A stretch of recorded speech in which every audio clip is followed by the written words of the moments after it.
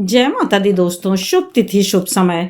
तो जैसा कि दोस्तों हरितालिका तीज 2025 कब है, व्रत कब रखें और पूजन का क्या समय है, किस प्रकार से हम पानी पिएं और सरगी का क्या नियम है, या फिर एक दिन पहले क्या क्या नियम है, इन सब को आज हम जानते हैं। शुभ मुहूर्त क्या है। तो इस प्रकार से देखिए कि हरतालिका तीज का व्रत बहुत ही एक तरह से कहा जाता है कि सौभाग्य की बात होती है। और वो भी ये जान लीजिए कि जो शादी के पहले भी रहते हैं तो ऐसा कहा जाता है कि बहुत ही अच्छा उनको वर प्राप्त होता है और सारी चीज़ें जल्दी विवाह हो जाता है। यह सारी चीज़ें कही जाती हैं और शास्त्रोक्त हैं। तो इस प्रकार से जय माता दी दोस्तों, हरतालिका तीज 2025 26 अगस्त 2025 यानी 26 अगस्त मंगलवार को रखा जाना है। तृतीया तिथि का प्रारंभ 25 अगस्त दोपहर 12:34 से शुरू हो जा रही है और वहीं पर तृतीया तिथि का समापन 26 अगस्त दोपहर 1:54 पर है। तो अब देखिए दोपहर में ही समाप्त हो जा रही है, हमें शाम को नहीं मिल रहा है, परंतु कहा जाता है कि जो सुबह से रहता है उदया तिथि से वही माना जाता है, परंतु पूजा के समय जो चीज़ें होती हैं वह मानी जाती हैं। तो इस प्रकार से इस बार भी पूजा जो है शुभ मुहूर्त यानी सुबह के समय भी पूजा करना होगा। किसी किसी बार आप देखिए कि हरतालिका तीज में शाम को तो पूजा की ही जाती है और सुबह के समय में भी शुभ मुहूर्त में 5:56 से लेकर के 8:31 तक शुभ मुहूर्त है। तो इस बार सुबह के समय पूजा जरूर करें। हरतालिका तीज भादो मास शुक्ल पक्ष तृतीया तिथि को होती है, इसीलिए इस व्रत को हरतालिका तीज का व्रत कहा जाता है और हरतालिका तीज इसी दिन रखी जाती है। इस प्रकार से वैवाहिक जीवन को सुखी बनाने के लिए, पति की लंबी आयु बढ़ाने के लिए, सौभाग्य श्री बढ़ाने के लिए हरतालिका तीज का व्रत रखा जाता है। अखंड सौभाग्यवती रहने के लिए भगवान शिव और माता पार्वती की पूजा की जाती है। यह व्रत मुख्य रूप से उत्तर प्रदेश, राजस्थान, मध्य प्रदेश, बिहार, झारखंड में मनाया जाता है या फिर रखा जाता है। अब देखिए तीज जो है 3 होती है, तो किसी किसी के यहाँ यानी हरितालिका तीज नहीं रही जाती है, तो जिसके यहाँ रखी जाती हो वही रखें, क्योंकि कुछ न कुछ उनके यहाँ ऐसी चीज़ें होती हैं जिस कारण से नहीं रखा जाता है। अब ये 3 तीजों में हरियाली तीज, कजरी तीज और हरतालिका तीज, जिसमें हरतालिका तीज सबसे बड़ी तीज मानी जाती है। इस तीज को बड़ी तीज के नाम से भी जाना जाता है। तो इस प्रकार से देखिए आपको यानी पुराणों में ऐसी मान्यता है कि इस व्रत को करने से अखंड सौभाग्य की प्राप्ति होती है। अब देखिए इस दिन निर्जला व्रत रखा जाता है, क्योंकि महिलाएं अपने पति की लंबी आयु की कामना करके इस व्रत का संकल्प लेती हैं। तो अब हम चर्चा करते हैं कि इस व्रत को रखने के लिए, इस व्रत को देखिए, इस व्रत को बहुत ही शुभकारी और कल्याणकारी माना जाता है कि मायके से लोग उठाएं। और पहले यह होता भी था कि लड़कियां आ जाती थी, मायके में रहती थी, वहीं से व्रत उठा ही लिया जाता था। परंतु अब है कि विवाह हुआ, उसके बाद नौकरी चाकरी उससे मान लीजिए ससुराल जाना है तो चली जाएं, वहाँ से भी उठा सकते हैं। परंतु यदि आप मान लीजिए कि उसको जैसे होता है किसी के यहाँ तीज भेजी जाती, किसी के यहाँ नहीं भेजी जाती, तो जो आपके यहाँ प्रथा हो वह आप करिए, पर कुछ न कुछ आप पैसे जरूर भेज दीजिए जिससे वह श्रृंगार की ही वस्तुएं खरीद ले और उसको पूजन में रखे। और सास के लिए भी भेजा जाता है, बेटी के लिए भी भेजा जाता है, मुख्य रूप से तो बेटी के लिए भेजा जाता है। इस प्रकार से आप व्रत अपना शुरू कर सकते हैं, मायके या ससुराल कहीं से भी शुरू कर सकते हैं। जिसके यहाँ तीज का हो, जब मायके में रहती हैं तो ससुराल से जाता है और ससुराल में रहती हैं तो मायके का सामान आप चाहे श्रृंगार की ही वस्तुओं के लिए आप पैसा भेज दीजिए, क्योंकि दूर हैं तो मान लीजिए नहीं ले जा सकते हैं, तो आप यह भेज देंगे तो उससे कुछ वह ले लेंगी, तो वह भी शुभकारी और कल्याणकारी होता है। अब एक तरह से ये देखिए, सुख समृद्धि और परिवार के लिए और सौभाग्य को बढ़ाने वाला। जिस प्रकार से शादी में देखिए कि जो धान का लावा होता है वह ससुराल और मायके का दोनों होता है। सोमवती अमावस्या में जब पूजन किया जाता है तो पान और धान जो पहली बार किया जाता है वह भी एक ससुराल का और एक मायके का। तो मतलब एक तरह से आप ये देखिए, ये शास्त्रोक्त बातें हैं कि ससुराल एवं मायके का दोनों जो एक जोड़ है, बंधन है, वह प्यार है, वह आपस में बना रहे। यानी यहाँ भी रहे तो बेटी का सम्मान बना रहे, वहाँ भी रहे तो ससुराल में उसका सम्मान बना रहे, बहू का।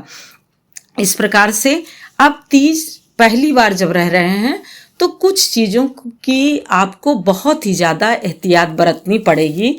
कि जैसे देखिए कि पहली बार व्रत उठाएं तो इन चीज़ों का ज़रूर ध्यान रखें कि पता नहीं क्या किस समय किस वर्ष कौन सी ऐसी चीज़ें, या फिर इंसान को देखिए आगे शादी ब्याह होते हैं तो बच्चे आदि होना, या फिर कहीं आना जाना, कुछ ऐसी चीज़ें और बहुत सारी वैसी भी चीज़ें आ सकती हैं जिसमें कि होता है कि इस व्रत को हम कैसे निर्जला कर सकें।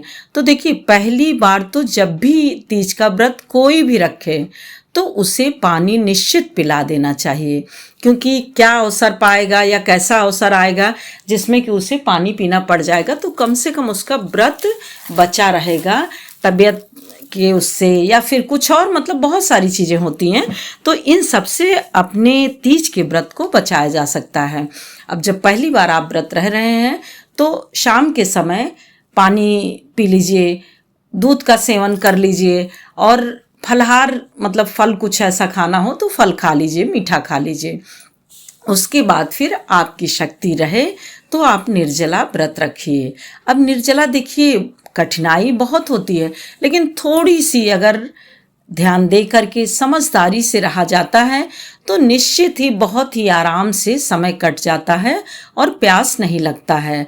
और तीज का व्रत तो ऐसा है कि इसमें सजना संवरना, तैयारी करना, या सब मंदिर जाना, जो लोग मंदिर में पूजन करते हैं वह मंदिर जाते हैं, और जो घर में करते हैं वह भी अपना घर में चौकी लगा करके चौकी पे कोई भी लाल पीला कपड़ा रख दीजिए, फिर मिट्टी की बनी शिव जी की और पार्वती जी की मूर्ति रखते हैं, उसमें पूजन करते हैं। नीचे थाली रख देते हैं, जल चढ़ाते हैं, वो करते हैं। और पूजन में आप जैसे विधिवत पूजन किया जाता है उनका, उस तरह से जल है, दूध है, शहद, हो सके तो उस दिन अभिषेक भी सभी चीज़ों से कर दीजिए, दूध, दही, घी, शहद, सभी चीज़ों से। तो अभिषेक करके फिर उनको कपड़ा यानी वस्त्र के रूप में आप रक्षा नहीं, ब्लाउज का पीस, या फिर जो भी आपके पास है, माता रानी को साड़ी और श्रृंगार की वस्तुएं तो निश्चित चढ़ानी रहती हैं, और वो भी अच्छे से चढ़ाइए, यानी 16 श्रृंगार की वस्तुएं।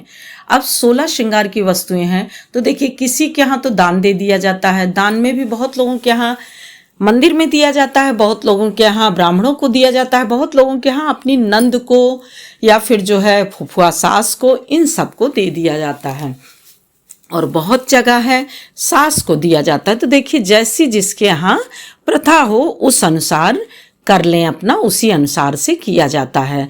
अब उसके बाद पूजन विधिवत धूप, दीप, माला, फूल, श्रृंगार की वस्तुएं, यह सब, और शिव जी को अपना अर्पित करें सारा सामान। और देखिए उसमें भांग धतूरा जो भी रहे, मतलब खूब विधिवत पूजन करिए, फल ऋतु फल चढ़ाइए।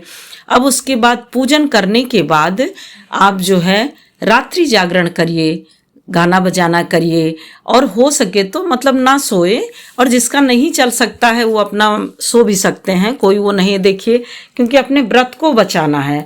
और हम लोग उतनी तपस्या नहीं कर सकते जितना कि कहते नहीं कि औरों ने कर डाला है, या फिर जो है पहले के लोग कर डाले हैं। तो ये सारी चीज़ें हैं, क्योंकि बहुत सारी चीज़ें परिवर्तन हो गई हैं, उनमें किसी को कोई कार्य करना है, किसी को कुछ भी, मतलब बहुत सारी चीज़ें, किसी का ऑफिस का रहता है, किसी का कुछ रहता है। तो इस वजह से आप मान लीजिए थोड़ा सा पूजन करने के बाद, जिससे कि सुबह जा सकें, तो सोना भी आप सो सकते हैं, सो जाइए।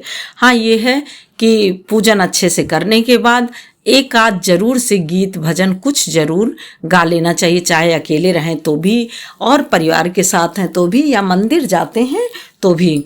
अब उसके बाद सीधा निकाल के आप शाम को ही वहीं रख दीजिए, जिससे कि सुबह अपना जैसे ही माता रानी का पूजन करते हैं वैसे ही जो है वहीं पे सीधा छू लेंगे। सीधा छू लेंगे, उसमें दक्षिणा अवश्य रखें। और सीधा छूने से पहले देखिए पूजन विधिवत फिर सुबह वही साड़ी पहन के, यदि आप रात्र भर जागरण करते हैं तब तो आप पहने ही रहेंगे, फिर तो आप उतारे ही नहीं रहेंगे। लेकिन यदि आप सो जाते हैं तो फिर आप उतार करके यानी चेंज करके बदल करके दूसरा पहनेंगे, फिर सो जाते हैं तो उठेंगे तो फिर स्नान ध्यान करके तब फिर आप पुनः वही साड़ी पहन करके पूजन करके सुहाग ले करके और एक ऐसी जो है वस्त्र लाल पीला कुछ चढ़ाए रहते हैं या ब्लाउज की पीस, तो उसमें से चीर थोड़ा सा ले करके किसी भी आप अपने कपड़े में वर्ष भर बांधे रहते हैं, जिससे कि उससे कहते हैं कि बहुत सारी चीज़ों की अपने आप रक्षा होती है और कल्याण होता है। फिर आप सुबह पूजन कर लिए, पूजन करने के बाद सीधा छू लीजिए। सीधा छूने के बाद जो है तब चना निगलना होता है। अब यह भी जो है देखिए बहुत लोगों के यहाँ होता है, बहुत लोगों के यहाँ नहीं होता है।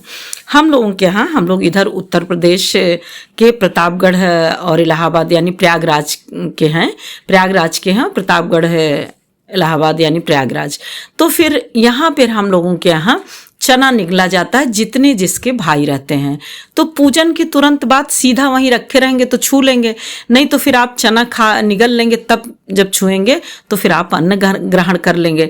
तो ऐसा नहीं, पहले सीधा निकाल के छू करके तभी हम अन्न ग्रहण करते हैं, चना वहीं पर निगल करके। और जिससे कि देखिए गला ना खराब हो, तो हम लोगों के यहाँ काली मिर्च और चीनी का जो है भोग लगाया जाता है।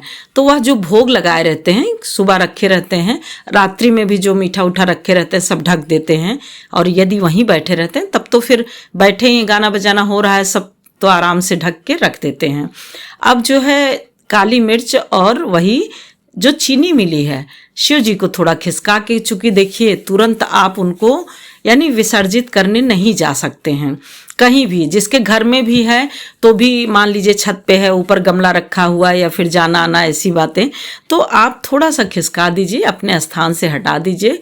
पूरा सारा कार्य पूजन करने के बाद, यह सब करने के बाद उनका खिसका करके उनको फिर प्रसाद का जो भोग लगाए हैं वह प्रसाद ग्रहण कर लीजिए, चना निगल लीजिए। उसके पहले ही आपको सीधा छू लेना है।